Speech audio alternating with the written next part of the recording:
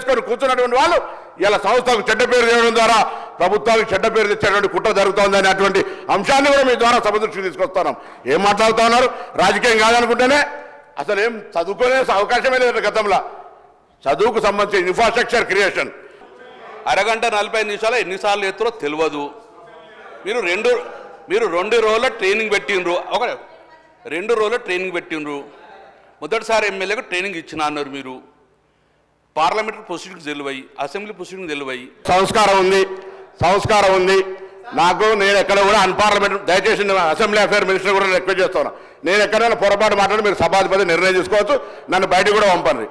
వారు మాట్లాడింది నన్ను ఆ ఉద్దేశంగా మాట్లాడితే మొదటిసారి ఎమ్మెల్యేకి ఏం తెలియదు అన్నట్ట, అజ్ఞానంలో అన్నట్ట, జ్ఞానం లేదన్నట్టుగా ట్రైనింగ్ రాని మీరు, ట్రైనింగ్ రాకుండా మీరు మాట్లాడుతున్నారా? ఇలా ఏం మాట్లాడుతున్నారు అధ్యక్ష?